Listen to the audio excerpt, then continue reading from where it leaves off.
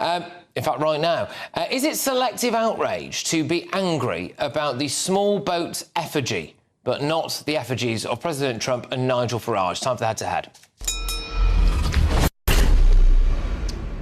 So, if you don't know what I'm talking about, there's a bonfire with an effigy of a small boat and illegal migrants in life jackets on it, and it's been condemned as, quote, sick and racist by politicians in Northern Ireland. The effigy will be burned later tonight in the County Tyrone village of Moygershell as part of wider loyalist commemorations in Northern Ireland. So apparently something similar to this happens every year, apparently. So it's been widely slammed, but many have pointed out the hypocrisy of those speaking out against the effigy. So in 2016, at least 4 effigies of US President Donald Trump were burned during bonfire night celebrations in Lewes. A Brexit roller coaster featuring an effigy of Boris Johnson and Jacob Rees-Mogg was paraded through the streets in that same town in 2019.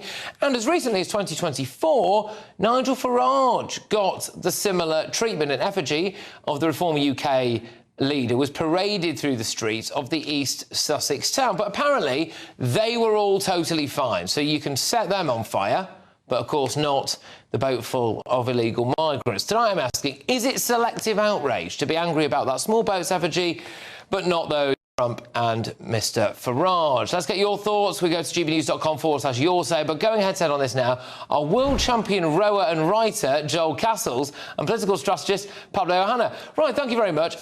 Joel, I'll bring you into it straight away then. So is it selective outrage? What do you think? Well, good evening. Yeah, it absolutely is two-tier outrage. I mean, the 12th of July is normally a hotbed of this type of criticism. It's Moygershell this year. It will be something else next year. First off the bat, you know, I generally disagree with any type of symbolism on bonfires.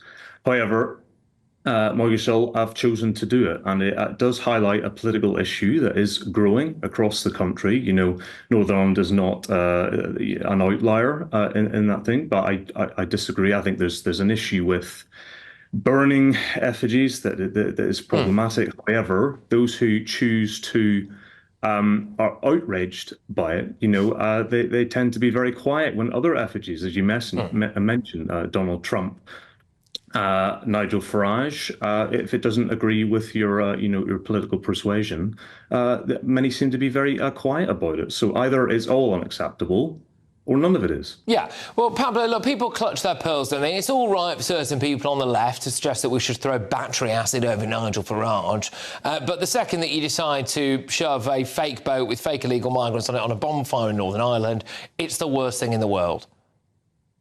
Well, I mean, I agree that the burning effigies of anyone, it does not move us forward. I think there is a difference that one is targeting power and one is targeting the powerless, but I think both is wrong. They are, in this scenario, they're glorifying real world death, and actually the sign underneath is not about illegal immigration, it's about refugees, and that is a very, very different kettle of fish. These people are fleeing terror, they're fleeing war, and the United Kingdom has an incredibly proud history of welcoming people who are fleeing war and fleeing terror. As a big part of our history, is what makes our country diverse and fantastic, the country that it is today. So I think we have to be really clear about what it is that's being targeted here. And I think any type of effigy, I think any type of political hatred is really problematic. And I mean, I've certainly seen it from my perspective, is that politics in our country has got pretty unpleasant, actually, because things have been kind of escalated to a scale that we can't really kind of climb down from. So I think we have to be really careful, and I think this is crossing a line. Well, yeah, okay, fine. I mean, I would argue that it's much more unpleasant to compare people to Hitler all the time, which is what they do on the left, than anything that I can imagine that Nigel Farage has ever said or done. But anyway, Joel, do you think that, just zooming out from this a little bit, right, do you think that protesting about illegal immigration as a whole, which, look, whether or not this is right, and I'm not like coming out banging in favour of obviously burning a bonfire of fake illegal migrants, OK, I made that very clear, but, you know, whether or not this is right, is a general protest about illegal immigration fair play, do you think? Oh, absolutely. I mean, it's been a growing problem, as I say, not just in Northern Ireland, but in the UK and the Republic of Ireland. So the British Isles, there is growing concern across the board, and people absolutely have a right to protest, so long as it doesn't turn violent. As I say, this is a representation. Many will say this is a sign of protest. They're not trying to say they're going to literally burn migrants on a boat. That would be quite ludicrous and should be roundly condemned if that is the case. But it won't be.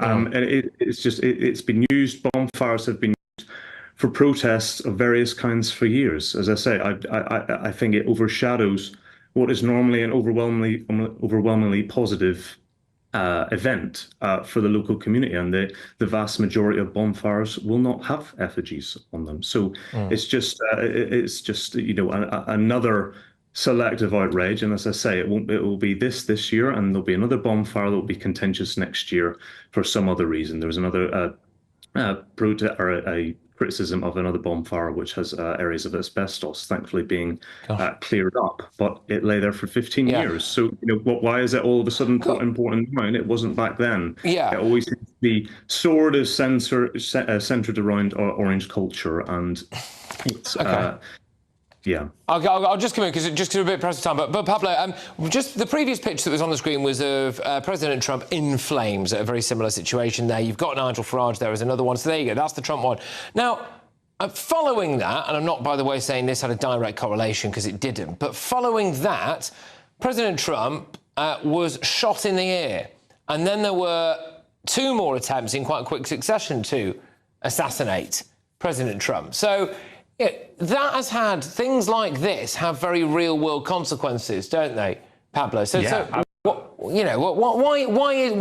was the outrage there? We might have had a bit on this channel, but then people would laugh at it. They go, "Oh God, you shouldn't be laughing about that." Well, I'm sorry, but they're the same people who are clutching their pearls over this fake migrant boat.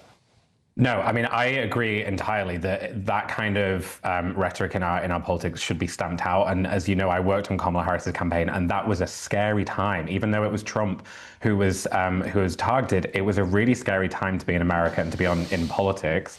And all of that is unacceptable. And that is what I fear with things like this, is that it's how it escalates. Because what is happening here is that the anger is real, right? So concerns about immigration, concerns about public services, like totally legitimate, but they are being redirected to people who are not the problem here. The politicians need to be held accountable, and that's okay. That's, they go into politics, that's what they sign up for.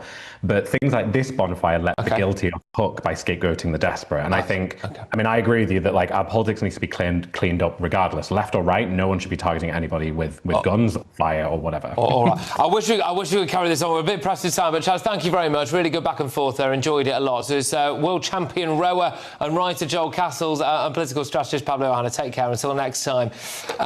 Loads more coming your way. We've got